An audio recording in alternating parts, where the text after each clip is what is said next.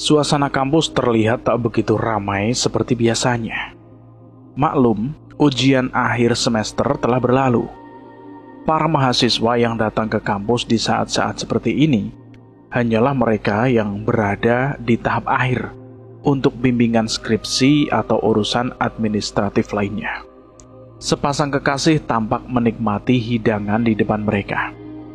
Sesekali mereka saling menyuapkan makanan, membuat beberapa mahasiswa lain yang berada di situ menatap iri dengan kemesraan yang ditampilkan. Mau tambah lagi? Tawar Edo dengan lembut saat isi piring tandas. Aku sih udah kenyang. Kalau kamu mau, nambah saja. Rasti mengambil tisu dan membersihkan noda makanan di sudut bibir kekasihnya itu. Cie, public display affection. Dunia serasa milik berdua, yang lain cuma ngontrak. Edo dan Rasti menoleh ke arah sumber suara cempreng tersebut. 3 pemuda dengan gaya kasual kekinian menuju ke arah meja tempat mereka duduk. Rido, si pemilik suara cempreng, langsung mengambil tempat di samping Resti.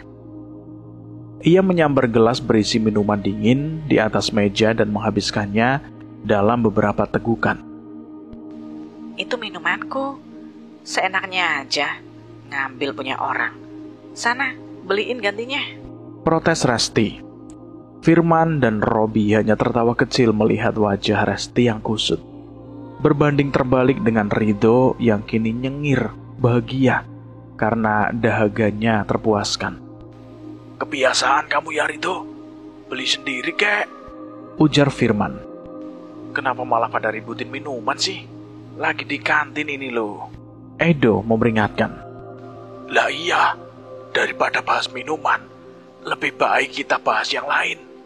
Gimana kalau liburan kali ini kita mendaki gunung? Usul Robi pada teman-temannya. Gak ada hal lain yang lebih menarik gitu. Masa iya kali ini mendaki gunung lagi? Aku gak bisa ikut dong. Bisa gak sih kali ini kamu batal ikut aja? Sayang. Rajuk Resti. Liburan semester lalu ia habiskan seorang diri karena Edo dan teman-temannya pergi mendaki salah satu gunung yang cukup terkenal untuk ditaklukkan. Mendaki gunung itu asik loh, Res. Kenapa kamu gak coba aja? Wah, boleh tuh. Ayolah sayang, kali ini kamu ikut yuk, daripada gabut gak ada aku. Bujuk Edo. Ia sangat berharap bahwa suatu saat bisa mendaki gunung bersama Resti. Cuma sampai saat ini, sulit sekali membuat Resti mengabulkan permintaannya. Masa iya sih cewek sendirian? Males ah. Ya udah, gimana kalau aku ngajak adikku? Kamu kenalkan sama Mia? Kali ini Firman bersuara lagi. Ia merasa kasihan pada Edo yang mulai kebingungan menghadapi keras kepalanya si Resti. Lah, itu ada temannya. Lagian kamu itu kenapa sih, Res? Kayak baru kenal kita-kita aja, ucap Rido yang kini sibuk menghabiskan gorengan. Mau ya sayang? Aku jamin kamu pasti bakal suka dan ketagihan, rayu Edo dengan manisnya. Resti menghembuskan nafas tanda dilema. Setelah beberapa menit mereka terdiam, Resti akhirnya mengangguk. Ya udah deh, iya. Aku ikut kali ini. Minta nomornya Mia dong. Nah, gitu kan asik. Kamu sama Mia bisa di bagian pengurusan perbekalan dan masak nantinya. Jadi kali ini kita kemana ini? Tanya Robi. Berhubung ini kali pertama Resti mendaki, bagaimana kalau kita ke gunung yang dekat-dekat sini saja? Ada ide? Rido menimpali sambil menjilati jarinya yang belepotan minyak. Resti mengernyit jijik melihat kelakuannya. Gunung Salak aja deh. Ayo. Cetus Edo setelah berpikir beberapa saat. Pilihan yang bagus, bro. Yang lain gimana? Aku sih ngikut saja. Aku sama Rido juga baru pertama kali ini kan. Ya udah, oke deal. Gunung Salak ya. Kita berangkat 3 hari lagi. Soalnya aku sama Resti harus siapkan perlengkapan dia. Kalau kalian berdua gimana? Sudah beli lengkap belum? Tanya Edo pada Firman dan juga Rido. Kan sudah dibilang tadi, ini kali pertama kita, Dok. Mana tahulah apa saja yang harus dibeli untuk dibawa nanti. Jawab Rido sedikit kesal. Sebenarnya dia lebih kesal karena gorengannya sudah ludes, tapi perutnya belum kenyang. Kalau begitu, nanti kita ketemu di toko perlengkapan saja. Sekalian nanti aku ajak si Mia, biar bisa akrab sama Resti dulu. Ucap Firman menengahi. Jam 5 ya, jangan telat. Pungkas Resti mengakhiri percakapan mereka siang itu. Keesokan harinya, pukul 9 pagi, keenam anak muda tersebut telah siap di kaki Gunung Salak dengan mengambil rute Cimelati. Edo telah mendaftarkan mereka dengan memilih tipe reguler di website khusus, sehingga mereka hanya perlu men-scan kode QR di pusat informasinya. Ada juga beberapa prosedur yang harus mereka lewati sebelum mulai pendakian. Saya pastikan lagi ya, Mas. Edo 22 tahun, Firman 23 tahun, Robi 23 tahun, Resti 21, Rido 21 tahun, Mia 20 tahun. Kalian semua mahasiswa ya? Tidak butuh pemandu kan? Siapa leadernya? Tanya petugas pada mereka. Saya dan Robi, Pak. Sahut Edo. Oh, ya sudah. Ada pengalaman sebelumnya ya? Baiklah, saya akan memberi beberapa petunjuknya sekarang, khususnya bagi pemula. Petugas memulai safety talk sebelum melepas mereka untuk memulai pendakian. Mereka berjalan beruntutan. Robi paling depan, disusul oleh Rido, Firman, Mia, Resti, dan Edo sebagai pertahanan belakang. Udara pagi yang sejuk membuat mereka bersemangat menapaki jalur yang ada. Setelah menempuh perjalanan sekitar 90 menit, dengan rute yang belum terlalu menantang, mereka pun tiba di pos 1. Kita udah di pos 1 nih. Gimana? Mau langsung lanjut? Tawar Robi. Menurutku sih, sebaiknya langsung saja, Rob. Mumpung kita masih segar. Jawab Firman. Mereka pun melanjutkan perjalanan. Keindahan yang ditawarkan alam sekitar membuat Rasti dan Mia tidak berhenti memotret setiap objek atau pemandangan yang menarik di mata mereka. Perjalanan dari pos 1 menuju pos 2 mulai sedikit menantang. Akar-akar menjalar, tanah licin yang mulai menanjak, dan juga pohon tumbang yang menghalangi jalan menjadi tantangan tersendiri bagi mereka. Sesampainya di pos 2, mereka memutuskan untuk istirahat sejenak, meluruskan kaki yang terasa pegal. Lanjut yuk, udah lebih dari 40 menit nih, kita istirahat. Ajak Edo pada yang lain. Kakiku masih pegel sayang. 10 menit lagi aja ya. Yaudah, 10 menit lagi kita lanjut guys. Setelah beristirahat hampir selama 1 jam, mereka melanjutkan perjalanan. Resti dan Mia meneguk ludah, melihat trek yang semakin membuat lelah hanya dengan melihatnya saja. Jalanan menanjak, dihiasi akar-akar yang bisa saja membuat tersandung jika tidak hati-hati. Belum lagi tanahnya terlihat licin. Untuk pemula seperti keempat orang lainnya, trek menuju pos 3 terasa mulai semakin sulit. Untung saja jaraknya tidak terlalu jauh. Waktu yang dibutuhkan untuk dari pos 2 sampai pos 3 juga tidak terlalu lama. Nah, kita udah sampai nih di pos 3. Langsung lanjut ya. Dari tadi banyak banget istirahatnya. Kalau gini terus, bisa-bisa nyampainya kesorean. Ini Gunung Salak cuy. Sore aja suasananya itu udah gelap dan berkabut. Apalagi kalau hujan. Seru Robi. Ayo semangat semuanya. Dari pos 3 ini, petualangan baru dimulai. Medan memang semakin sulit, tapi sedikit lagi kita sampai puncak. Edo memberi semangat kepada teman-temannya. Sedikit lagi apanya? Ini udah jauh banget, tapi nggak sampai-sampai juga. Harusnya sih, kalau nggak ada halangan, 1,5 jam udah sampai. Jelas Robi sambil melihat arloji yang melingkar di tangannya. Itu sih lama. Ketus Rasti. Rasti mempercepat langkahnya, kakinya dihentakkan kesal. Ada rasa sesal karena takut dalam perjalanan kali ini. Seharusnya dia ada di kamar, di atas ranjang embuknya, bukan di alas Gunung Salak. Sabar dong sayang. Namun akibat tanah yang licin dan menanjak, juga akar-akar yang rapat, Rasti jadi kehilangan keseimbangan. Tubuhnya terhuyung dan jatuh dengan posisi salah satu kakinya itu terlipat. Sayang. Edo bergegas menghampiri kekasihnya yang kini meringis kesakitan. Anggota lain pun berhenti sejenak akibat teriakan Edo. Resti berusaha untuk bangun, dibantu dengan Edo. Tapi rasa sakit di pergelangan kakinya membuat ia tak sanggup berdiri dengan benar. Sakit, Dok. Kayaknya keseleo deh. Rasti meringis merasakan sakit. Mau tak mau, Edo dan Mia bersama-sama harus membantu Rasti berdiri, menuntunnya untuk berjalan. Kita balik dan bermalam di pos 3 saja. Gimana? Lagi pula, keadaan Rasti seperti ini bisa menyulitkan dan memperlambat perjalanan kita. Langitnya juga sudah mendung, takutnya hujan. Putus Edo. Semua mengangguk setuju.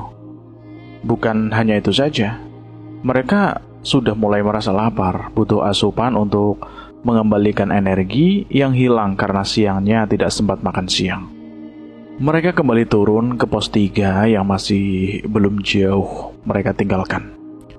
Di sana mereka bergotong royong mengerjakan tugas masing-masing. Waktu menunjukkan pukul 3:30 sore. Karena kaki Resti terkilir, akhirnya tugasnya digantikan oleh Ridho yang membantu Mia untuk memasak. Sementara Firman, Robi, dan Edo bergegas mendirikan tenda di sana. Rasa lelah dan lapar membuat mereka menghabiskan makan dengan cepat. Robi menginstruksikan kepada mereka untuk segera beristirahat agar lebih segera untuk melanjutkan perjalanan esok. Tak mungkin melanjutkan perjalanan sekarang. Hujan memang tak jadi turun, namun kabut mendadak begitu tebal hingga jarak pandang mereka terganggu. Ini cukup membahayakan bagi para pendaki. Matahari sepenuhnya lenyap di telan malam. Keenamnya sudah berada di 2 tenda berbeda. Resti akan tidur bersama Mia, sementara Edo dan 3 kawannya tidur berempat di tenda yang lebih besar. Sunyi, hanya ada suara angin bergemuruh serta hewan penghuni gunung yang menjadi nyanyian pengantar tidur. Rasa lelah yang menjalar usai mendaki hingga sampai di pos 3, mereka balaskan dengan tidur yang lelap. Namun salah satu dari mereka masih terjaga karena demam. Rasti yang kakinya cedera kini mendadak demam. Gadis itu menggigil kedinginan di balik selimut yang membungkus tubuhnya. Tetapi itu tidak cukup menghangatkan. Gigi-giginya gemeretak dan membuat Mia yang sedari beberapa jam lalu sudah tidur akhirnya terbangun. Kak Ras, kamu kenapa? Kakak baik-baik saja kan? Mia menyentuh tangan Rasti dan langsung tersentak kaget karena panasnya yang begitu tinggi. Ia menjadi panik dan mencoba untuk menyentuh dahi Rasti yang suhunya malah lebih tinggi. Dingin banget. Keluh Rasti dengan bibir bergetar. Mia melihat jam di ponselnya menunjukkan waktu sudah tengah malam. Di luar tenda terdengar tiupan angin yang kian bergemuruh, membangkitkan rasa tak nyaman dalam dadanya. Karena tidak berani keluar tenda, Mia memilih memanggil kakaknya yang ada di tenda sebelah untuk datang bersama yang lainnya. Tak lama usai panggilan itu, keempatnya datang dan ikut memeriksa kondisi Rasti yang terlihat lemas. Rasti kenapa, Mi? Edo menyorot masuk tanpa permisi, memeriksa Rasti secara langsung. Gadis itu mengerang kedinginan. Edo langsung merapatkan selimut dan tubuh Resti sebelum ia mendekapnya dengan erat. Sepertinya dia demam, Kak. Coba periksa, ada obat peredam demam gak? Perasaan kita bawa beberapa jenis obat-obatan. Ridho segera menuju ke tendanya mencari barang yang dimaksud kawannya. Ia kembali dengan membawa parasetamol. Malam itu semuanya menjaga Resti. Mereka bergantian berjaga hingga kondisi Resti sedikit membaik. Di luar, api masih menyala. Kedua kawan Edo kebagian jaga di luar mulai kepikiran soal perjalanan esok. Apakah akan berjalan lancar? Melihat salah satu dari mereka berkendala sakit. Oi, gimana nih besok? Bakal lanjut gak kita? Tanya Ridho dan Firman. Edo keluar kala keduanya membicarakan hal tersebut. Sebenarnya pemuda itu mengerti dan tahu apa yang sedang kedua temannya itu rasakan sedari tadi. Kalian tidur aja, biar aku yang jaga di sini. Perjalanan besok pagi bakal terasa panjang dan melelahkan, karena medannya pasti semakin menantang dari sebelumnya. Jadi kalian harus stok tenaga. Soal Rasti, mungkin dia nggak bisa ikut lanjut dulu, karena kondisinya nggak memungkinkan. Aku bakal tetap di sini sama Resti.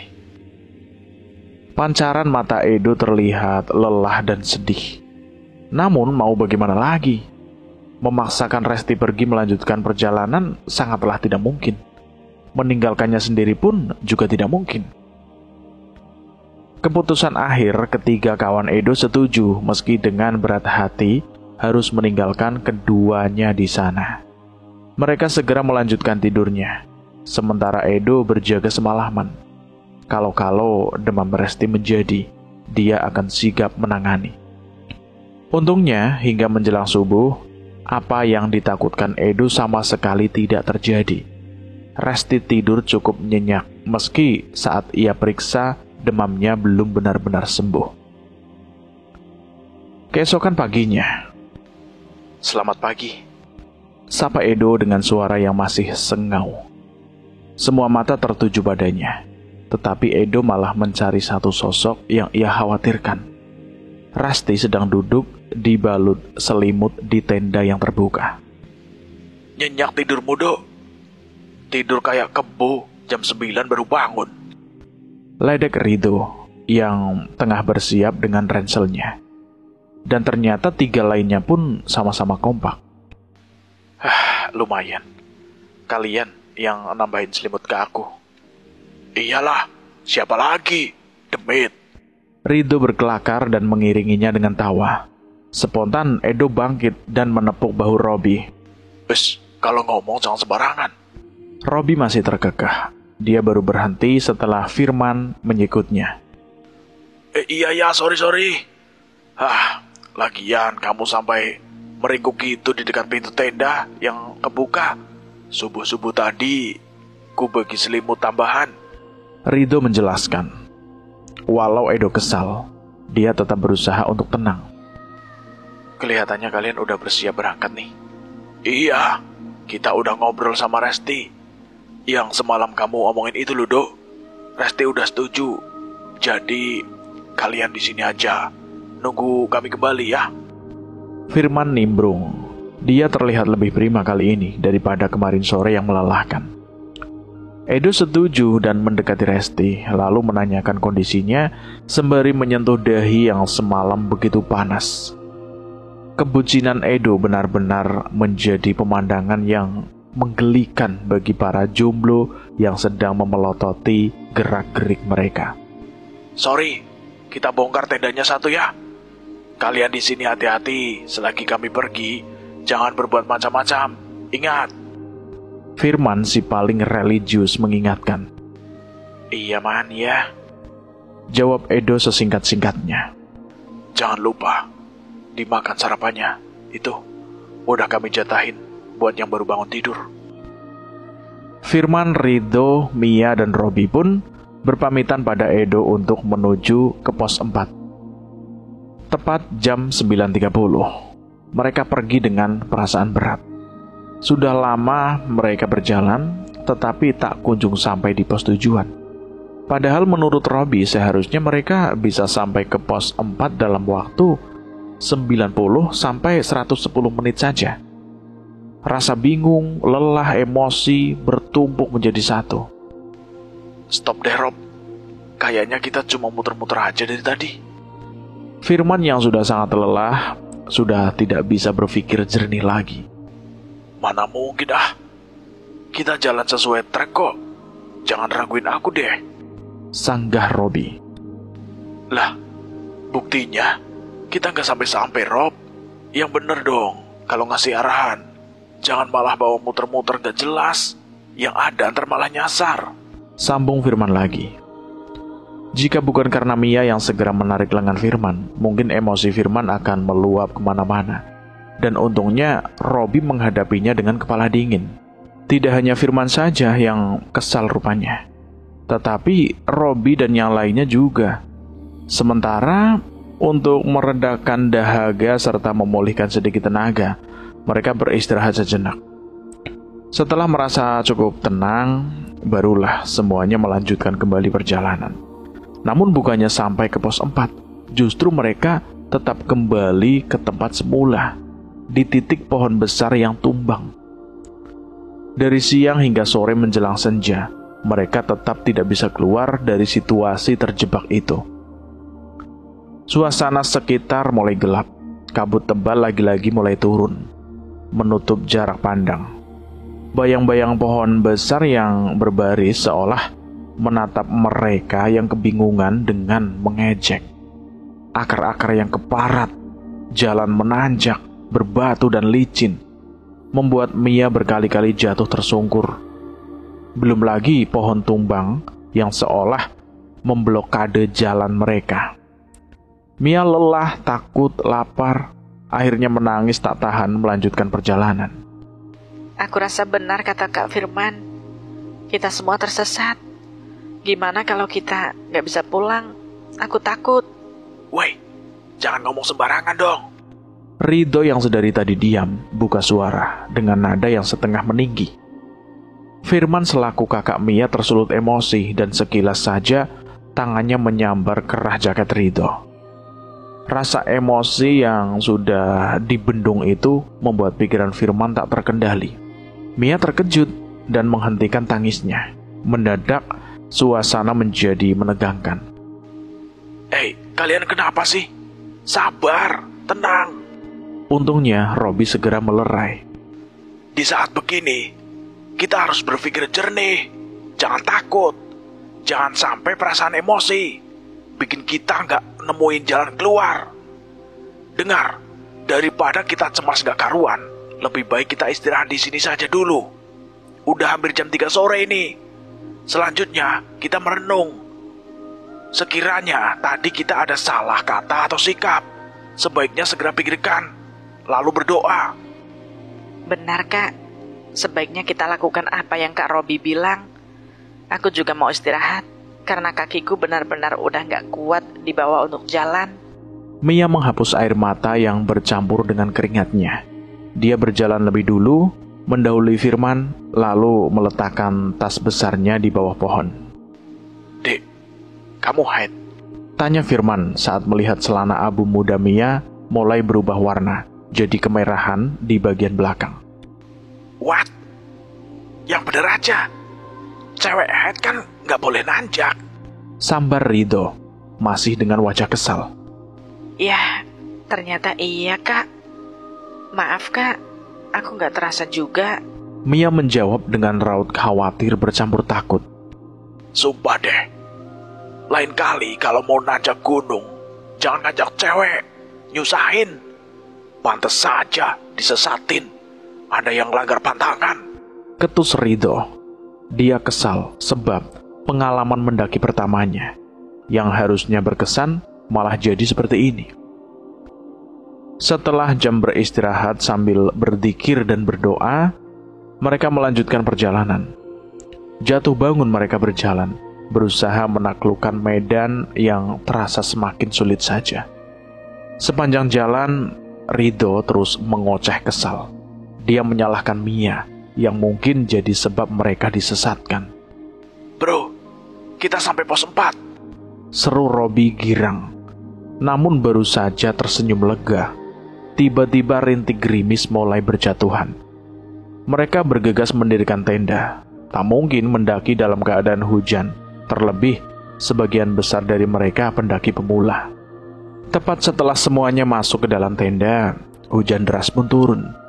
Mereka berempat memakan roti di dalam tenda untuk mengganjal perut.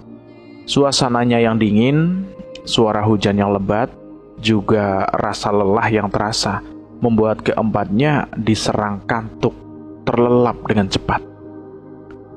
Di tengah malam, Mia yang terlelap di samping kakaknya terbangun karena suara gemuruh angin dan hujan yang bukannya berhenti, tapi malah semakin deras saja. Perempuan itu sangat terkejut kala tendanya bergerak-gerak, nampak seperti dipukul dari arah luar. Kejadian itu hanya berlangsung beberapa saat, sebelum akhirnya terhenti dengan sendirinya. Mia mengusap tengkuk, bulu kuduknya meremang. Dia melihat seperti ada bayangan hitam di luar sana. Namun bukannya membangunkan kakaknya atau yang lainnya, Mia malah memberanikan diri untuk melihat keluar tenda. Dengan rasa takut yang menyelimuti dirinya, Mia memeriksa sekitarnya. Dinyalakan senter di tangannya dan menyoroti sekitar yang masih diguyur derasnya hujan. Mia terjengkang kaget ketika melihat sosok Rasti dan Edo tengah berdiri di antara hujan, dengan tubuh yang basah kuyup dan menggigil hebat. Wajah mereka pucat pasi, dan pancaran mata mereka terlihat kosong menatap ke depan. Hei, kalian berdua nyusul ke sini. Aduh, jangan hujan-hujanan, sini. Tanpa pikir macam-macam, Mia menyambut kedatangan Rasti dan Edo karena khawatir. Anehnya, baik Rasti maupun Edo tidak ada yang menjawab pertanyaan Mia. Mereka hanya mengikuti langkah kaki Mia begitu saja. Karena gemas, Mia menarik tangan Rasti, tapi langsung dilepaskannya lagi dengan tiba-tiba. Tangan Rasti dingin membeku. Mia menatap mereka dengan tatapan curiga. Tapi kemudian, dia langsung membangunkan Firman dan meminta Firman bergeser ke kanan, tidur bersama yang lain. Sedangkan dirinya melanjutkan tidur bersama Rasti di sisi kiri. Kenapa kalian nyusul kami, Dok? Tanya Firman kebingungan. Pasalnya ini sudah larut malam. Firman tiba-tiba mengusap tengkuknya. Ia merasakan hawa aneh. Ditambah lagi dengan Edo yang terlihat aneh. Jangankan untuk mengucapkan sepatah kata, pertanyaan Firman pun tidak dihiraukannya. Karena bingung, Firman menggaruk-garuk kepalanya yang tidak gatal. Ayo kita tidur, Dok. Aku masih ngantuk. Tanpa memperdulikan jawaban Edo, Firman kembali tidur di samping Robi. Dia tidur dengan posisi membelakangi Edo. Sepanjang malam, Firman merasa seperti ada sepasang mata yang terus mengawasinya dari belakang. Karena penasaran, dia berbalik dan ternyata benar. Edo sedang menatapnya sambil menyeringai dengan senyum yang cukup mengerikan. Firman langsung menutup wajahnya dengan selimut dan mengucapkan semua ayat-ayat suci yang pernah dia pelajari. Sampai doa makan pun dia ucapkan, saking tegangnya. Akhirnya dia tertidur karena kelelahan. Hujan benar-benar mengguyur semalaman. Pagi harinya, mereka semua bersiap lanjutkan perjalanan agak siang. Niatnya agar tanah yang becek setidaknya sedikit lebih kering karena terkena cahaya matahari. Tepat pukul 10 pagi, semuanya tengah bersiap untuk melanjutkan perjalanan yang sempat tertunda. Beberapa kali Robi bertanya pada Edo, namun sayangnya tidak ada satupun pertanyaan Robi yang digubris oleh Edo. Sikap aneh sepasang kekasih itu benar-benar membuat peserta yang lain kebingungan dan bertanya-tanya. Tapi jangankan mendapat jawaban, Pandangan mata Edo dan Resti seperti tidak ada cahaya kehidupan di sana. Kak Resti? Mia menepuk pundak Resti, namun hanya wajah datar yang terlihat. Sudahlah, Mi. Mungkin mereka lagi bertengkar, jadi mogok bicara. Tapi Kak Firman, Gak baik campuri urusan orang lain. Mereka cuma butuh waktu aja. Sebenarnya Firman juga ingin menginterogasi mereka. Tapi dia mencoba untuk menahan diri. Mana mungkin mereka bisa sampai ke tempat ini dalam keadaan cuaca hujan dan malam hari. Namun, demi menjaga perasaannya kawan-kawannya, Firman memutuskan untuk tidak mempertanyakan hal itu. Tidak ingin ambil pusing, akhirnya mereka memutuskan untuk melanjutkan pendakian. Tidak ada satupun orang yang bertanya bagaimana Resti dan Edo bisa sampai ke tempat itu. Sedangkan mereka saja butuh waktu seharian untuk sampai ke tempat itu. Medan yang ditempuh mereka kali ini ternyata lebih sulit, ditambah dengan jalan licin akibat hujan lebat semalaman. Robi, si pemimpin jalan, berkali-kali meminta pendapat Edo yang berada di posisi paling belakang. Dia bertanya tentang trek yang mereka lalui sudah benar atau salah. Ia ingin memastikan bahwa kali ini mereka tak tersesat seperti kemarin. Namun, Edo seperti enggan untuk memberi tanggapan. Ia tidak menjawab satupun pertanyaan dari Robi. Hal itu tentu saja membuat mereka tersulut emosi. Woi, Do. Kalian punya masalah hati. Tolong jangan dibawa ke sini lah. Turunkan ego kalian. Kita sudah kelelahan mencari jalan keluar. Umpat Robi sambil mengusap wajahnya dengan kesal. Tenang, Rob. Tenang. Ayo kita istirahat di sini.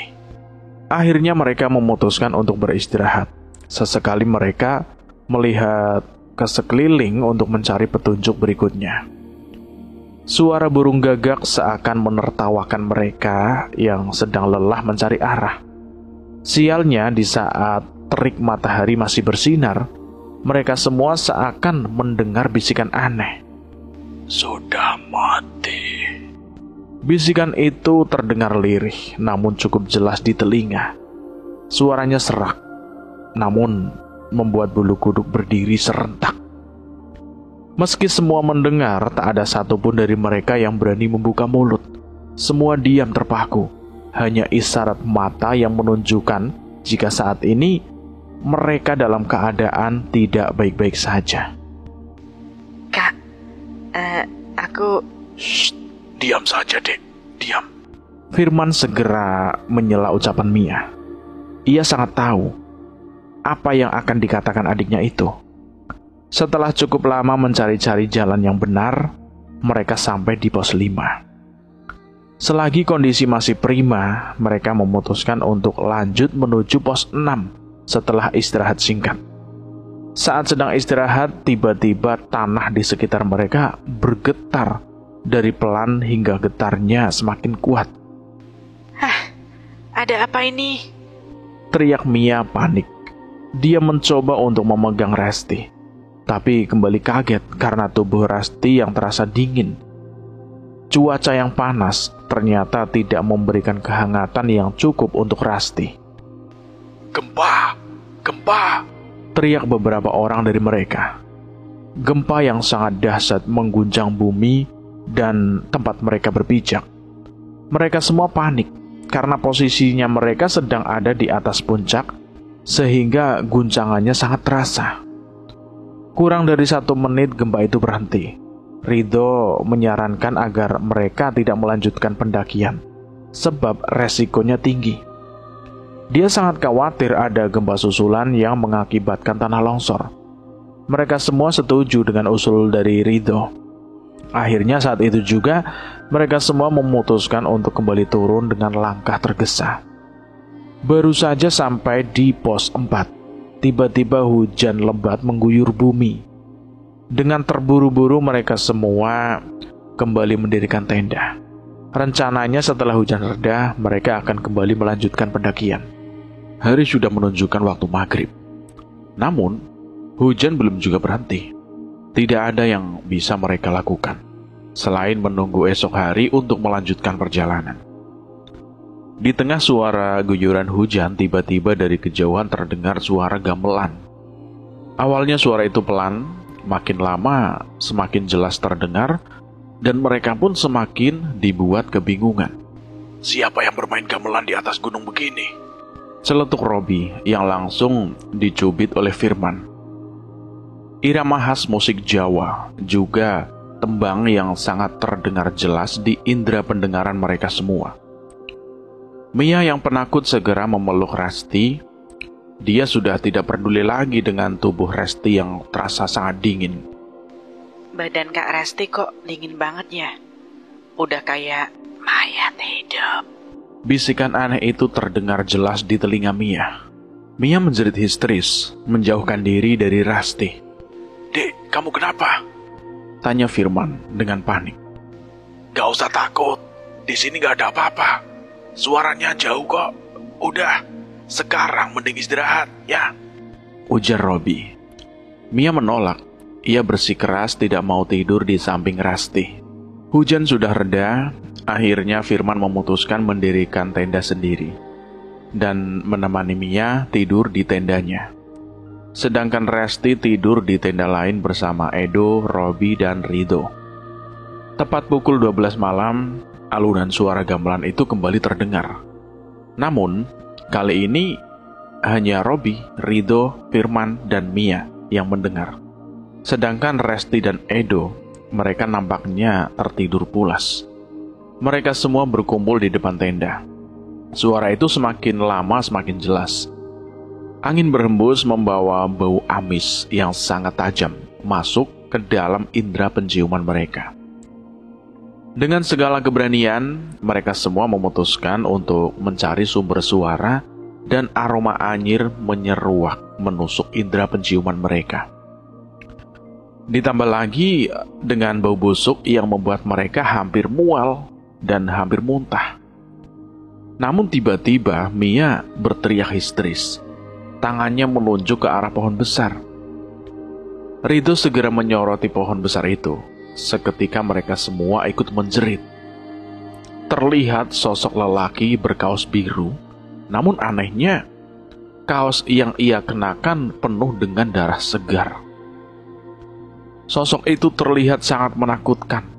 Lehernya terbalik, badannya menghadap ke depan, tapi kepalanya menghadap ke belakang.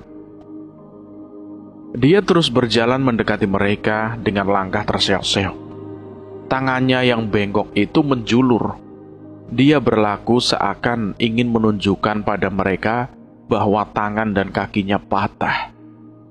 Mereka kembali menjerit panik dan langsung berlari ke arah tenda. Namun sayang, nasib sial tidak ada dalam kalender. Sebelum mereka sampai ke tenda, telinga mereka dikejutkan kembali dengan suara seorang wanita yang sedang menangis pilu.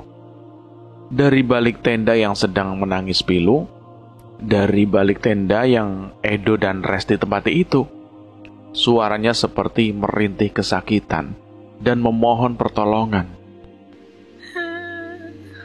Tolong, dingin.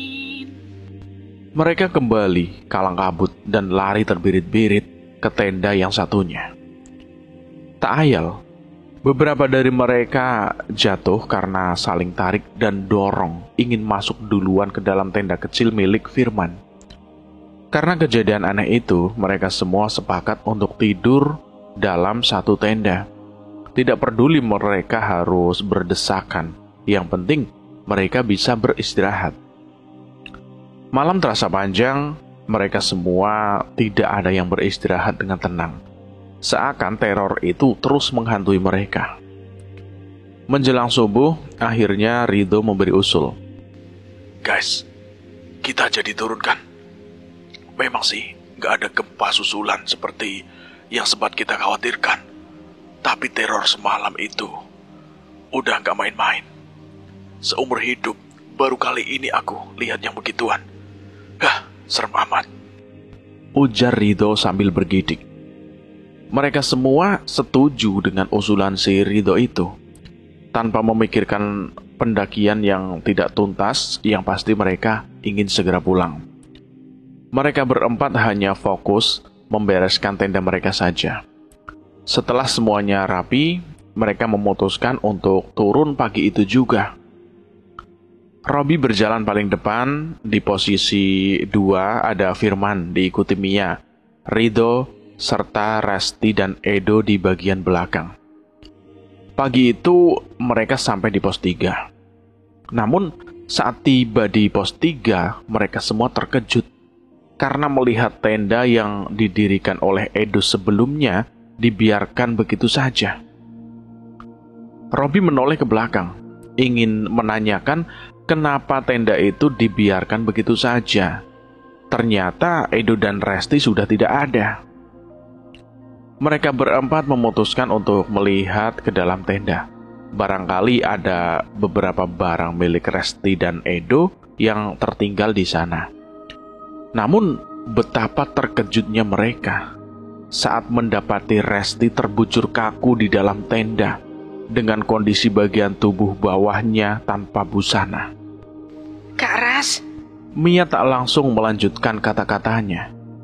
Pemandangan yang ia lihat sungguh mengguncangkan jiwanya.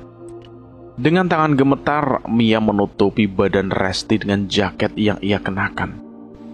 Sepertinya dia sudah meninggal sejak kemarin. Badannya sudah kaku, ujar Firman. Air mata Mia tidak terbendung lagi. Ia menangis pilu di depan tubuh Resti yang terbujur kaku itu. Apa maksudnya ini? Berarti yang sejak kemarin bareng kita itu... Mia menggantung ucapannya. Mereka semua menitikkan air mata kesedihan. Mia tergugu di depan jenazah Resti. Seluruh tubuhnya lunglai, serasa tidak bertenaga. Ketiga pemuda itu bergegas keluar dari tenda untuk mencari keberadaan Edo. Gimana bisa Edo meninggalkan Resti dalam keadaan seperti ini? Ridho berkata dengan geram. Ini bukan saatnya kita mempermasalahkan hal tersebut. Lebih baik kita fokus dulu cari Edo, ujar Robi. Mereka berpencar ke area sekitar untuk mencari jejak Edo. Sejurus kemudian, terdengar teriakan Firman yang berada di bibir jurang. Robi dan Ridho segera berlari menghampirinya. Mereka bertiga terbelalak menyaksikan apa yang terjadi.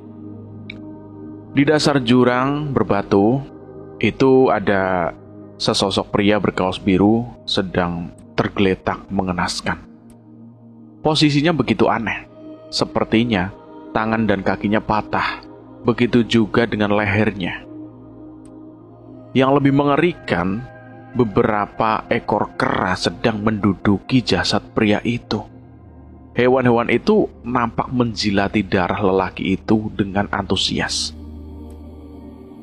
Ridho mual seketika. Robi langsung menyeretnya menjauh dari tempat itu. Sementara Firman kembali ke tenda untuk menjemput Mia. Mia yang masih linglung hanya bisa mengikuti langkah-langkah kakaknya dengan terseok-seok. Pikirannya hanya dipenuhi oleh Rasti dan musibah yang telah dialami teman pendakiannya itu. Dengan penuh kengerian, mereka kembali ke bawah. Satu-satunya yang ada di pikiran mereka saat ini adalah segera menjauh dari tempat itu dan melaporkan kejadian tersebut kepada pihak yang berwenang. Mereka bahkan tidak sadar bahwa mereka bisa mencari pusat informasi dalam waktu singkat itu. Petugas yang melihat kedatangan mereka langsung merasa bahwa ada yang tidak beres. Berulang kali ia menanyakan apa yang terjadi, tapi keempat orang itu seketika seakan kehilangan kemampuan untuk berbicara. Di tengah semua kebingungan itu, gestur dan raut wajah Mia tiba-tiba berubah. Mia mendadak kejang, matanya mendelik hingga tampak putihnya saja. Mia, sadar Mia. Dek, kamu kenapa? Firman panik sambil menepuk-nepuk pipinya. Namun apa yang terjadi selanjutnya membuat Firman terjengkang seketika. Kejangnya berhenti, Mia membuka mata lalu mulai berbicara. Namun aneh, suaranya tak terdengar seperti suara Mia, melainkan suaranya berubah menjadi suara Rasti. Dia kerasukan, ujar Robi. Entah kenapa, dia merasa seperti tidak punya kekuatan yang tersisa lagi. Suasana menjadi hening seketika. Semua seolah terhipnotis dengan rangkaian kalimat dari Mia yang menciptakan kronologi kejadian tersebut. Kilasan balik di kejadian sebelumnya. Sayang, aku kedinginan, ucap Rasti dengan bibir bergetar. Sekujur tubuhnya diserang rasa dingin yang hebat. Edo membuka jaketnya untuk menyelimuti Rasti. Namun, semua itu tetap sia-sia. Rasti masih saja menggigil dengan hebatnya. Sebagai orang yang berpengalaman mendaki gunung, Edo sadar bahwa Rasti mulai terserang hipotermia. Satu-satunya jalan cara tercepat untuk menyelamatkan Rasti adalah dengan berbagi panas tubuh secara langsung. Edo langsung melepaskan atasan Rasti yang basah dengan keringat dingin. Rasti hanya mengenakan tank top tipis. Edo mencarikan baju ganti untuk kekasihnya. Namun, mendengar rintihan Rasti, Edo malah berbalik memeluknya erat. Awalnya dia cuma berniat berusaha untuk mengalirkan hawa panas di tubuhnya melalui kulit mereka yang bersentuhan. Juga memberikan ketenangan, berharap Rasti tahu kalau ada Edo di sampingnya, dan semua akan baik-baik saja. Namun melihat deru nafas Rasti yang makin melemah, juga Rasti yang lemas tanpa daya, entah mengapa justru membangkitkan sesuatu dalam diri Edo, membutakan nafsu Edo. Edo bahkan tidak peduli pada kondisi Rasti yang mulai gawat. Edo mulai bergerak cepat mencari apa yang dimau. Rasti menangis dalam diam. Dia bahkan tidak mampu melawan saat Edo merudah paksa dirinya. Jangankan melawan, bergerak dan bernafas pun dia kesulitan. Hasrat Edo yang terlanjur bergelora membuat dia seperti kesetanan. Dia bahkan tidak peduli dengan rintihan lirih dari bibir Rasti. Edo terus melampiaskan semua gelora asmara yang ada. Tepat setelah menuntaskan hasratnya, entah mengapa Edo tiba-tiba terlihat ketakutan. Dia ternyata melihat sosok wanita dengan lidah yang menjulur panjang hingga ke perut, menampilkan senyum yang mengerikan, berdiri di sudut tenda. Dia menyeringai. Dari mulutnya keluar darah merah kehitaman. Gigi-giginya yang hitam dan matanya yang merah menambah kesan horor yang ada. Tangan busuk itu terulur, berusaha menggapai Edo. Edo yang panik langsung berlari keluar dari tenda. Dia sampai lupa menarik celananya ke atas. Yang dia pikirkan hanyalah berlari sejauh mungkin dan menghindar dari makhluk mengerikan itu. Tolong! Tolong! Edo berteriak sambil berlari, lalu jatuh terjerembab karena celananya yang belum dia kenakan secara sempurna menghalangi kakinya untuk bergerak dengan cepat. Sekali-kali dia menoleh ke belakang seolah-olah ada makhluk tak kasat mata itu terus melayang mengejarnya. Tidak, jangan dekati aku. Edo terus menjerit sambil menjambak-jambak rambutnya karena frustasi. Ditariknya celana yang gedodoran dan berlari sambil menutup kedua muka dengan kedua tangannya. Karena berlari dengan kedua tangan yang menutupi wajahnya, Edo tidak melihat jurang di depannya. Dalam hitungan detik, tubuhnya melayang dengan bebas dan berakhir di dasar jurang yang cukup dalam. Tubuh Mia kejang-kejang setelah menyampaikan tragedi yang dialami Rasti dan Edo. Bola matanya berputar-putar sebentar, lalu tubuhnya terkulai lemas. Firman yang tadinya tegang buru-buru menahan tubuh adiknya agar tidak terbentur.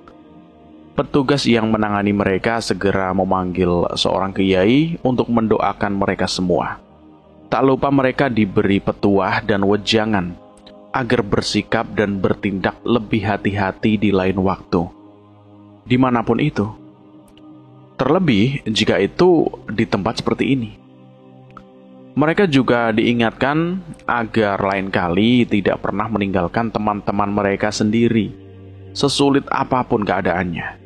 Susah senang harus dipikul bersama-sama. Keempat orang mahasiswa yang tersisa itu berjanji untuk mengingat dan melaksanakan semua nasihat yang mereka dapatkan. Setelah mengabari pihak keluarga Resti dan Edo, dengan hati yang masih dilanda duka cita akibat musibah yang terjadi, mereka pun kembali ke tempat kediaman masing-masing. Mereka tidak bisa ikut serta dalam proses evakuasi teman mereka, sebab kondisi setelah turun gunung benar-benar tidak memungkinkan. Trauma besar juga menghantui benak mereka. Mungkin pendakian ini akan menjadi salah satu kisah tak terlupakan bagi mereka yang akan diingat untuk selamanya. Cerita ini selesai sampai di sini. Bagaimana menurut teman-teman semua tentang cerita ini? Silahkan tulis di kolom komentar. Terima kasih buat teman-teman semua yang sudah mendengarkan cerita ini sampai habis. Semoga kalian sehat selalu, panjang umur, bahagia selalu, dan selalu dimudahkan segala urusannya. Dan buat teman-teman yang baru bergabung di channel ini, silahkan klik tombol subscribe dan tombol loncengnya agar kalian tidak ketinggalan cerita terbaru dari kami. Saya mohon maaf jika ada kesalahan kata, saya pamit undur diri. Wassalamualaikum warahmatullahi wabarakatuh. Salam lestari.